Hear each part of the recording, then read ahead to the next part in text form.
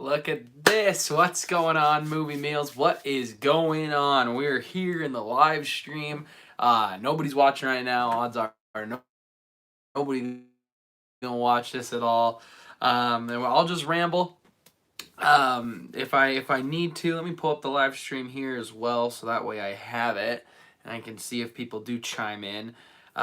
This is the thing I've been wanting to start for a while. I really enjoy doing my podcast, so it'd be cool to just kind of talk of whatever's on my mind, and what we can talk about and just kind of dive more deeper into things. I think it'd be fun. So once a week, Tuesdays at 7, we're going to do the Weaver Wire. So let's just get into it. I mean, I'm going all loose here. You know, it's whatever I really want to talk about. And if nobody, I got the hour window. I'm going to do at least an hour, or not at least an hour, but max an hour. If it's kind of a dead day, and I mean, the few people who watched last live stream were there. But maybe I probably need a better title. That's probably what it is. But anyway, I'm just gonna talk all things I can. So let's just get into it. If you have questions, just put them in. It can be about anything. We're not going on any specific topic today. If nobody has questions, I'll go off of something more recent that's been on my mind, like the Oscars for one thing. So I guess we'll just talk about that right now. Is the Oscars? So the Oscar nominations came out yesterday, and I didn't finish my thought. That's the live stream for you. No Kyle. Kyle's gone, which we can't do these live stream videos together yet, but and it's my podcast. But then these live streams don't have to be very long. If there's not a lot of people, if I don't have necessarily a lot to say, we can make them shorter. We can make them longer. The longest I'll go is an hour. The shortest I'll go, could be I could end an hour if I wanted. But we can jump into a little bit of topics. We can talk about the Oscars. And all the snubs. A lot's come out since. There's been a lot of hate the last couple days. Particularly with, I know there's a lot of critics have been going off on, I'm trying to think how to word this properly. They've been going off on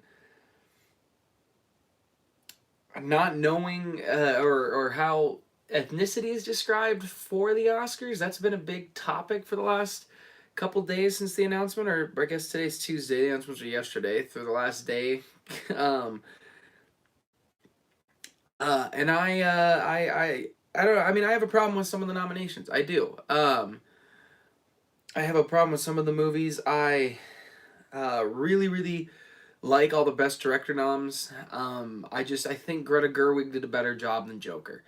Not that Todd didn't do a great job. I think he did. I just really liked Greta's style and what she brought, as well as the woman who directed The Farewell. And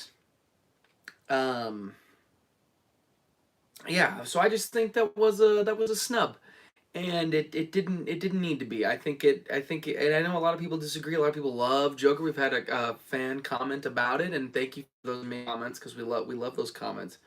But I personally believe Greta should have been nominated, and had she have been nominated, I think it would have just been a little bit better look. I know I've seen a couple things of people talking about if the Oscars release the numbers, and that's something I'm on board with. If they release the numbers of how many votes actress or actor lost, it would be really interesting to see that. I'm sure they'll never do that, because fans are really interesting. Like, did Greta lose by a lot? And if the answer is yes, and so I see both sides, but I think that would be an interesting thing. If you're just tuning in the live chat, please put your questions in. Say hello in the live chat. We can talk about anything. I'm just gonna go off on Oscars, just because that's a little more recent in my mind right now. Oh, really? He couldn't get away. Wow, what a fan. This guy in the live chat doesn't even subscribe to this channel. Hey, Kyle, you got a question or what? Put a question in, Kyle, if you think you're so funny. Come on, put a question in. I don't see a question, Kyle. Where the heck's your question? This guy. Anyway, how are you darn good? That's not a question, you silly goober. That's gonna fuel rumors. Get that out of here of the 3 people that'll watch this, including my mother.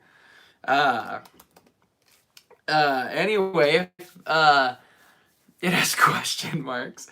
Anyway, Oscars. So talking about the Oscars, I do think that is a snub. Again, a couple of our fans have not.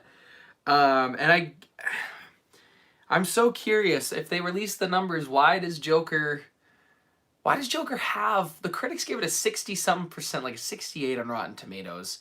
And I know the critics don't vote. And the fan enjoyment seemed to be a little higher. But 11 nominations is just baffling to me. It just kind of freaks me out a little bit. I just don't really get why it has 11 nominations. The movies I think were edited better, were shot better. Roger Deakins, there's a backlash against Roger Deakins because he's making jokes that he's like, this is the easiest job I've ever had. It was pretty much one take, so I didn't have to do much, or the editor. I don't know if it was Roger Deakins, I don't believe, edited the film. The editor said this is the easiest movie I've had to edit because it was just one take. I didn't have much to do, which is just interesting. I think it's well deserved. But yeah, it's just that's an interesting thing to be put in the edits when you see other movies that have a lot of edits that are so fantastic compared to a 1917. I'm fine with it, but I know that's something people have been talking about. I'm gonna take a quick minute and do some here.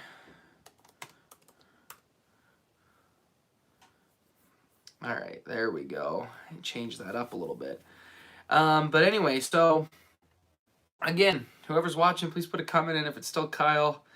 That's whack. Need to have more Rise of Skywalker talks because that got enough people in here. We had a long 40-minute convo.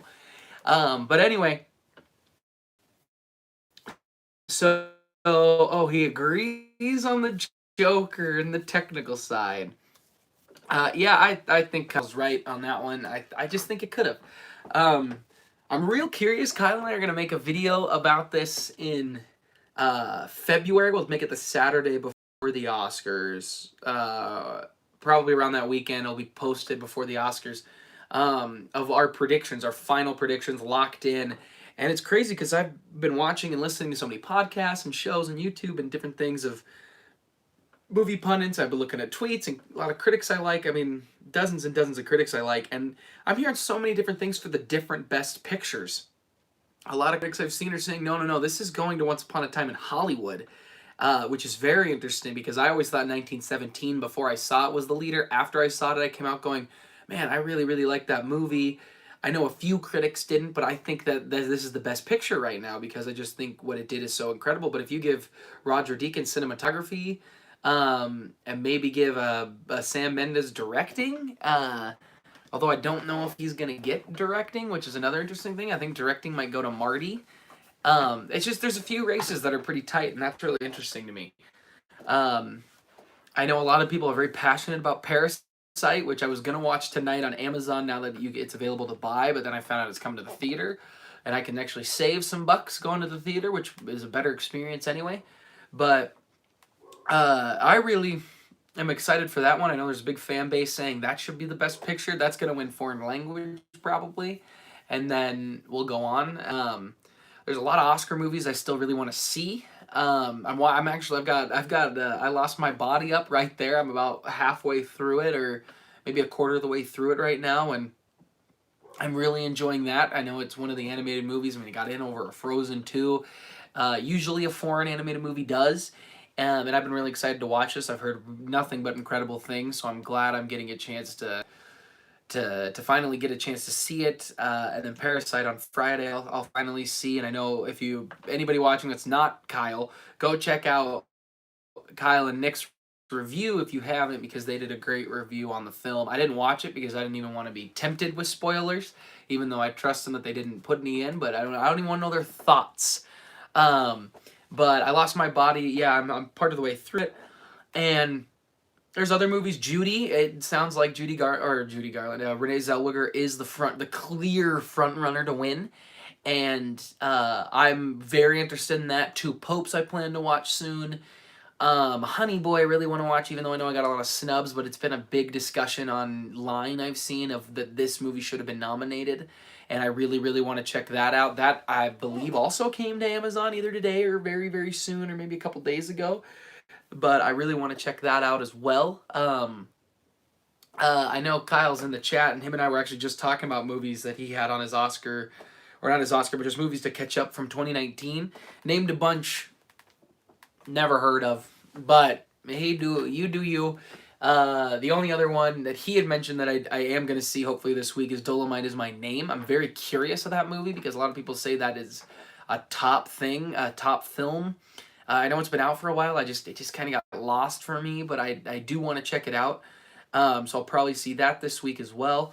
And it's hard fitting all the Oscar movies in, especially right after the holiday season is kind of playing catch up. You go back to work, you start all this other stuff. I mean, I'm back in school, so I got a lot to figure out. Um, uh, yeah. So I'm trying to think if I have any more thoughts on the Oscars. I don't really think I do. Um, but yeah, I'm excited for the awards show. We'll put out our predictions later. So I'm going to transition to another thing I wanted to talk about going into the podcast if there weren't going to be a lot of questions, which I thought we might have a little more. But Kyle's good enough, I guess, if he's still the one watching, which I don't believe he is. But one of the things I wanted to talk about is Disney Plus. Because I've seen a lot of this stuff the last couple months that now that Mandalorian is over, the last week or two, that Disney Plus, people are canceling subscriptions. They were there for The Mandalorian. And there's also this news that they pulled Home Alone and Home Alone 2 and like a Pirates movie. I don't care about that because I did watch Home Alone over the holiday break and I don't need to see Home Alone again until the holiday break. Either one of them. There's just I'm not in the Christmas mood to watch that film. All the Pirates movies, in my opinion, are not very good. So I don't really have any desire or care about that one. So I just personally don't really care uh, about those movies. But um, I'm gonna add some.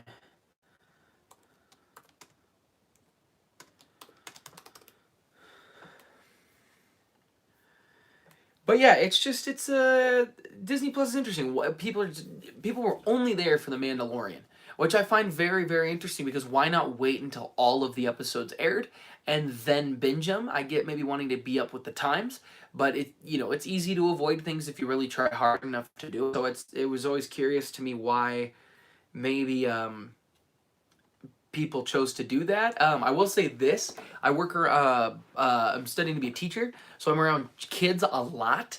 And one of the things, especially younger kids, and we're talking 7, 8 year olds, I'm a teacher. I love being a teacher, and one of the things I have heard quite a bit is how much these kids love Disney Plus.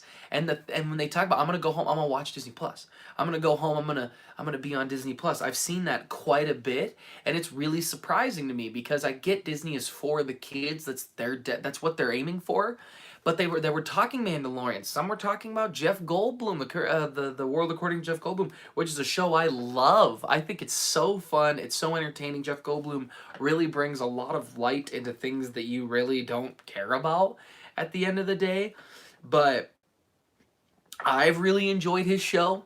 And it's got all the old things on there. It's got some of the newer stuff. So I think it's really interesting that has worked out as well as it has for Disney, where kids really are buying it. I think or kids are families are getting it. And I think that's what they're hitting, where Netflix isn't necessarily doing that because Netflix's kids section I don't think has been considered that amazing. Yes, Kyle saw many people are not there for the X-Men '90s series. And I challenge you to say, have you even watched an episode of the X-Men original and 90s animated series since getting it? Let's challenge you. We're not in face to face. I don't got to be nice to you anymore. I'd love to know if you really watched it. Now that you're back all of a sudden. But anyway, I think that's just interesting. Disney is playing ball, and I think their streaming service is going to end up being. I mean, I really love it. And there of course the only two fans I've got for my podcast are in the chat. It's on my watch list. If anybody knows Kyle, it means I'll never probably end up seeing it. But anyway, so Nick or Kyle, if you have things you want me to talk about, whether you care to listen or not, put them below, because I'm just rambling about Disney Plus, which I know Nick doesn't like. Yes, I am seeing Parasite on Friday. I was gonna watch it tonight. Said this earlier in the live stream.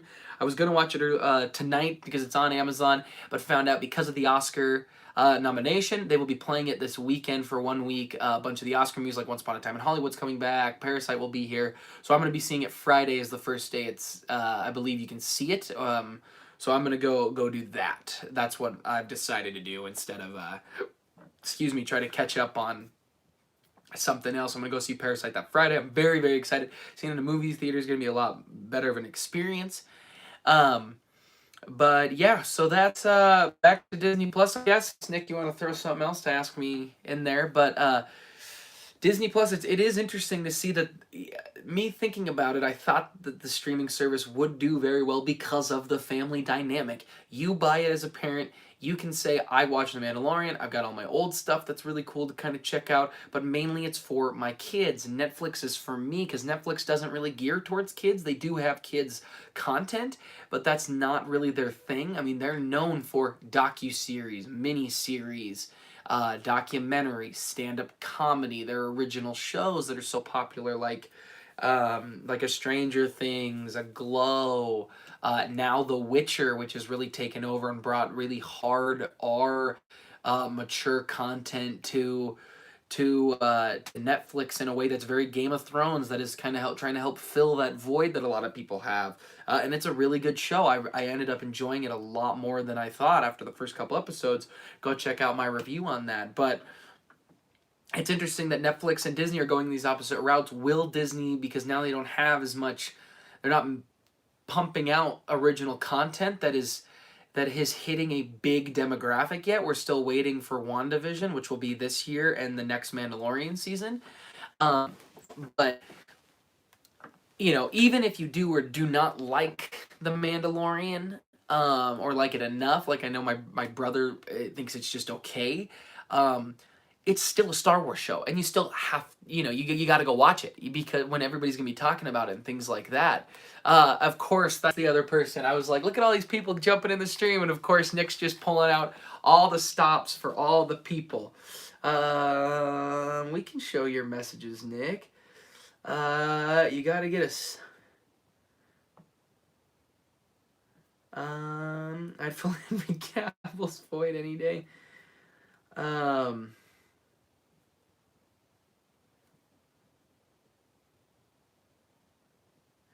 Sorry, a little lull in that because I don't understand what my brother is saying.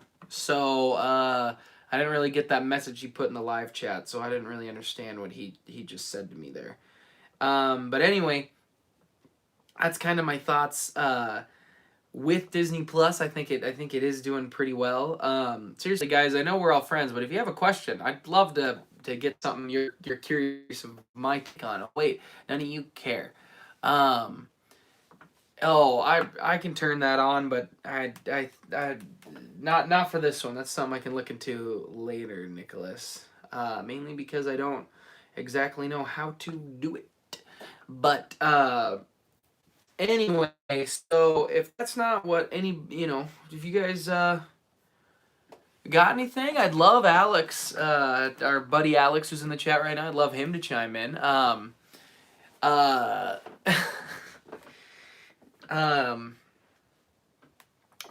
so I guess nothing, uh, nothing more on Disney Plus. I think it is interesting that they are that there are people who are canceling subscriptions, that they will come back when more original content is pumped out. Nostalgia doesn't do it for some people, but they still are a massive, massive thing. I know The Mandalorian was one of the top stream shows like ever, which was interesting. Again, I wish all these services release those numbers. I talked earlier how the Oscars should release their numbers. How interesting it would be to see how close a Christian Bale was to getting a nomination. How many votes was he off, or behind? Um, but that's a side tangent too. I'm gonna go off on because it's my podcast. But the Oscars, one thing a lot of people. Oh, great question, Nick. I'll do this little tangent and then I'll get into it. People forget that the Oscars are voted on by members of the Academy. So the Academy is like 7,000 members, and the actors vote for the actors. The actresses vote for the actresses. So the cinematographers vote for the cinematographers, and everybody votes for Best Picture.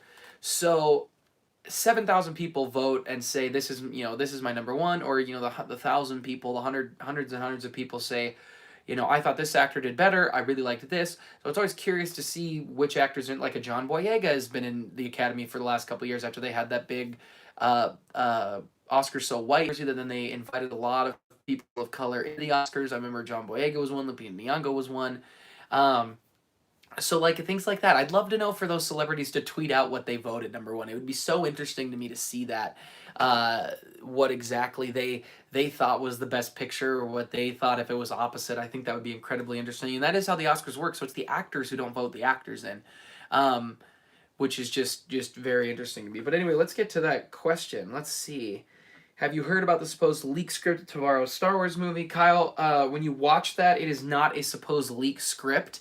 Robert Meyer Burnett, who's a critic I've very much respected for a long time, found him in the Schmodown, talks about how he was given permission and access to read this script, and that it was not leaked. He had read it. He says, I will confirm I have read something that was a treatment or a script that was being written for episode 9. I'm only a little bit into his live stream on it. I'm about 30 minutes into the hour before I started watching I Lost My Body, and he talks about some of the things in there, what Colum's going to do. His title was going to be Duel of the Fates, which is so much better than Rise of Skywalker. But anyway, so if that's what Kyle's asking, he just sent me a private text. I did not understand, but if with the Star Wars stuff, I want to finish the entire video, and then maybe next week I'll maybe really talk about Colin's script on the podcast, because I really like to dive into all the stuff Robert Burnett, who I believe has seen some real stuff. I don't believe this is an anonymous Reddit source that says JJ did not have control of his movie and it was all Big Bob up top in Disney. I don't know about that one. I think that's a little harder to believe, but I do kind of believe Robert Meyer Burnett on some of the things he already started to say. So I'm very curious about that. My brother asked, what TV shows am I watching next? I'm catching up on One Piece right now for the anime. I've been, just because I've really gotten in the groove of watching like an anime app before I go to bed, where I can just sit and look and focus in on the subtitles. And I've been enjoying that, so I decided I might watch One Piece every now and then. A couple friends of mine has suggested Leonard Kenny and Norseman, which I have tried both a couple weeks ago, and I find them funny enough, but I have a hard time with comedy to want to just rush through and keep going. And I don't necessarily love to me those shows right now are quotables. That's the type of show they are. It's, you watch it so you can quote it later with your friends, and it's not necessarily has a narrative that makes me want to keep watching, or characters that I very much care about to keep watching. So it's something I've been checking in and out of. I did just finish The Morning Show, which was Apple's big heavy hitter in the awards race, and most likely will be for the Emmys as well when it comes up. And I have a review all about that on the channel, so go check that out. Love the newest My Hero dub episode. My good friend Alex said if we want to jump into some anime. I loved the last episode, and I hear the next one is incredible. And I've been tempted to watch the sub, but I very much like the dub for My Hero. I've gotten into a rhythm of watching it on Saturdays, so I've decided I will wait. But I have seen an image or two, and I'm very, very excited to check that out, because I did think the next episode was really, really good. 2019's Hellboy has some redeeming qualities. 100% true. That movie is awesome. That movie is a shut your brain off, watch horrible madness of a meh what made movie with a bad script, with a good actor who's doing his best and just having fun with it. It's campy, it's cheesy. I love that movie. That is a fun time. If you want to have fun with your friends and just sit down, have a drink, and enjoy a movie, that's a great movie to pick because Hellboy really, really does. You really, really tend to enjoy it. Parasite should win Best Picture by a mile. Nick, you got to tune into the start of the live. Hey, that's my boy. Ooh, Dave is in. One of my best buds ever. Welcome to the live stream. You guys, all my friends just watching the live stream. But Nick, earlier in the chat, the live stream, I did talk about Parasite. There is a campaign to have that be the best picture. A lot of people truly believe it will be. Odds are it'll win foreign film and not win the best picture. Because I would be very much surprised if a lot of the members of the Academy, all 7,000, watched it. I don't know if they all did. But no,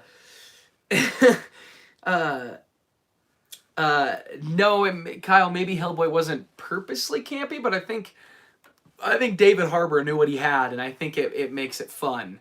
Quite a bit of fun, actually. I think it's a good time, and I think some of the actors knew it, which kind of brought a little bit of campiness to it. There are maybe a few moments where it's like it's so bad they're trying hard that it's good, but it kind of just depends. You guys got any other questions or thoughts, or are you just gonna all have a good hello in the live stream? I love it. I love when my friends jump in. I just love talking, as everybody knows. Kyle, there's a house with chicken. All right. Well, for anybody who doesn't know, a bunch of my friends are in the live stream right now. If you're watching this back on playback, Nick, again, you tuned in extremely late to the live stream. I talked a lot of Oscars at the beginning, and that is true. There's a whole campaign and a lot of people who believe Once Upon a Time that this will be Tarantino's Best Picture Oscar, because if I believe I'm correct that he has not won Best Picture. His film has not ever won Best Picture, but he has won Best Writer a bunch. I don't believe he's won Best Director either. That's something I can double check because of the power of a live stream. Here we go. Unless you know, please put it in the chat, but I'll pull that up. It is true. Yeah, I believe that is true. So this could be an opportunity to pay respects to him. Yeah, he's won 2 Oscars. One would have been for Django, I believe. Yeah, Django for writing, and then Pulp Fiction would have been the 2 I would have guessed. So that's. I do think that is a possibility that he might win Best Picture. I think Hollywood loves a movie about themselves. That's part of the reason La La Land was projected to win, because it was a movie about Hollywood. Obviously, it didn't end up winning, although some people believe that was rigged. Moonlight was the better picture of time. I've come down on La La Land and higher up even more on Moonlight, but yeah, I think there is a real shot for Once Upon a Time in Hollywood. I still, right now, before, a couple weeks out, a month out before we make our final predictions. Right now, I'm leaning 1917 is going to win, but I could change my mind. I think it's got a lot. I think a lot of people are very interested in 1917. And I think the voting members are, even if they didn't see it, go, oh, it's a great war film. I've heard great things. We'll give that my number 1 vote or my number 2 vote. Because, of course, the voting in the Academy Awards, your number 2 and number 3 is very significant. David is very good. I really, really enjoyed it. There's a lot of people who've said it doesn't have a lot of character development, and one person in this chat would probably agree to that. But I think it's beautiful. It's fantastic. I really loved the characters. And the more I've thought about it, the more I've liked it. I do want to see it again, but I do recommend it because it is really awesome, and it really is a creative, or not creative, but an interesting, true story. It brings the horrors of the war. Hot take. I think once the hype around The long take in 1979 is down. People come down on it. Sure, I think it's kind of tough, Nick, to say the hype around the way a movie looks comes down, because I don't think a year from now people will say I didn't like 1917 because the one take, like, I've come down. I don't know. I don't see you coming, for me, I won't look back in a year and be like, "Oh, I don't really like the one take as much," or come down on it. I think it is still a great movie, and that's part of the reason the movie works so well. If there is a lot of cuts, I don't think you get the sense of, and I'll avoid spoilers for anybody who hasn't seen it, but the long take really brought out what makes the movie work, which is the eeriness, the intensity, the thought of death at any turn. I think you need the long take to really draw that out, especially some of the stuff with No Man's Land, and some of the battles and things they go through. I think really helps show how crazy it can be. Um, I mean, war, let alone World War I, which, when you think about it, is just crazy that we got down and we dug a trench first and we waited for, then the enemy dug a trench and then we fired at each other. And World War I was a very interesting concept. 1917 one take seems a little bit of a gimmick to me, but maybe it's just the trailers. I've never seen the movie. Well, for me, it worked. The long take um, uh, really brought the sense of urgency, I thought, to the characters, because it really, the moments that are longer, by the music, by the score, and the way the characters are, brought some dread and fear to me while I was sitting in there. I personally, I really like the movie. Do I like an Uncut Gems more?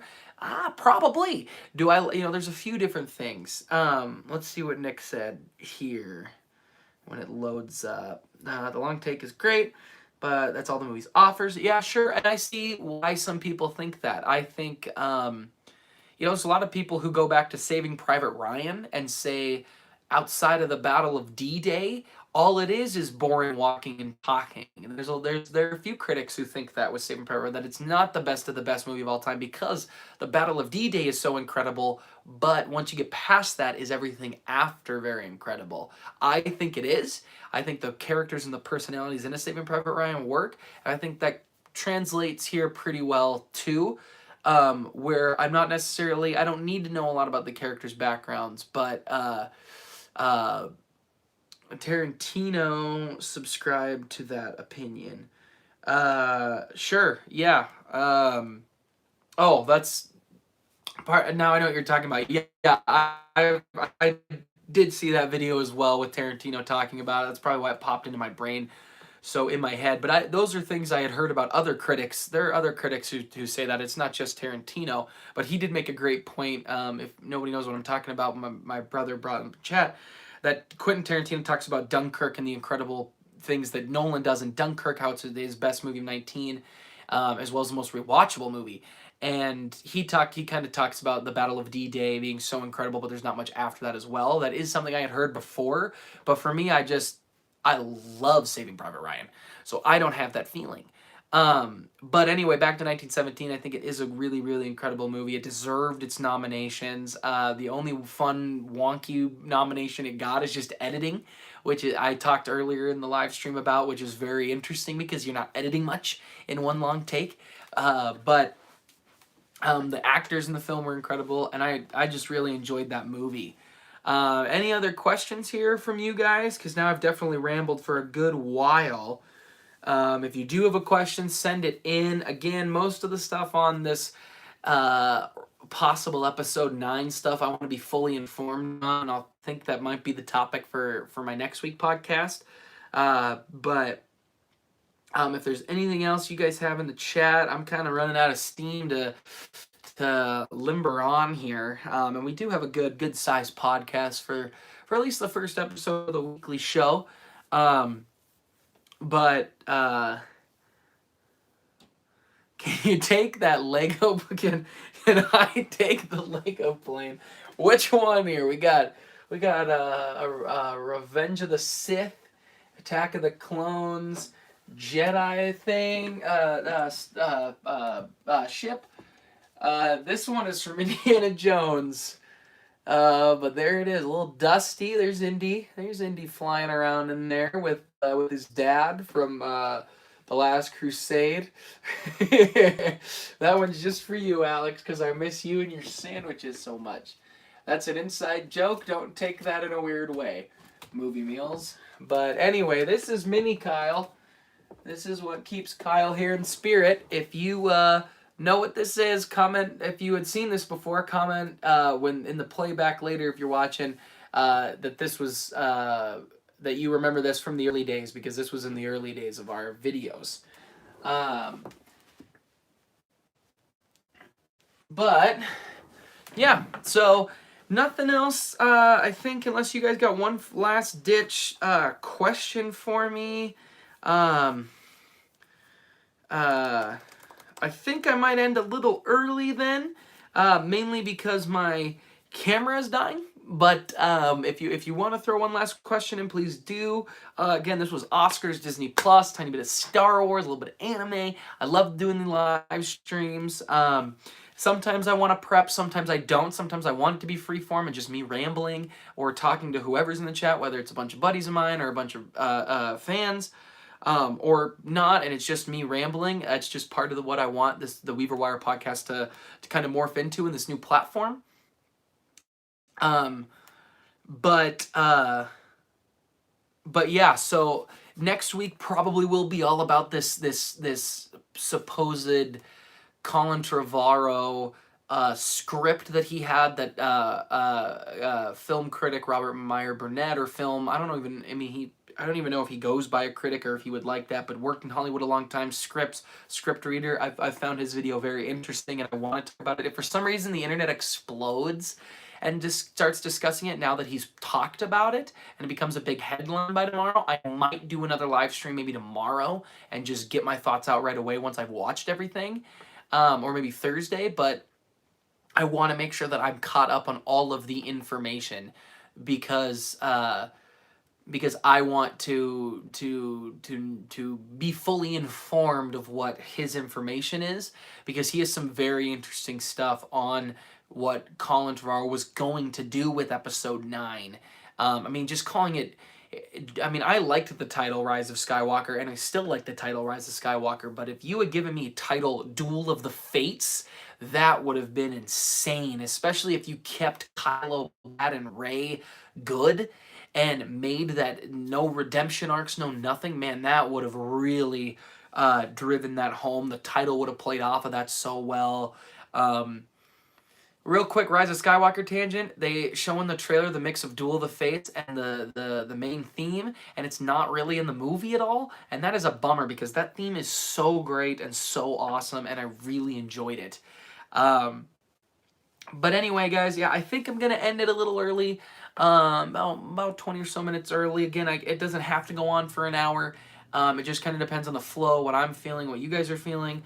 Please comment if your thoughts on the feedback. We talked Oscars, Disney Plus, all the good stuff. So I'm going to check out here. So thank you guys, the four of you in here for watching, and all my good buddies for supporting me. I really appreciate it. Every Tuesday at 7.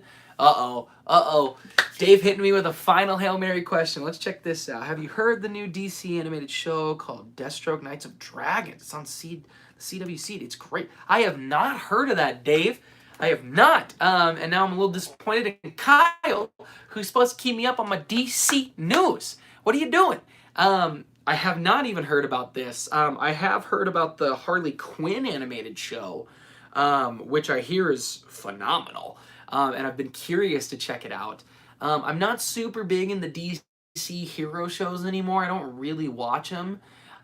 Well, hey, if Deathstroke is not your new fave character, I definitely have got to jump in and give it a check out here as soon as I can. Because I mean, out of all their opinions I respect, Dave is definitely one of them. What other anime are you planning on reviewing? Oh, well, I guess we won't end the live stream just yet if we got some anime questions. But yeah, I'll check the DC Deathstroke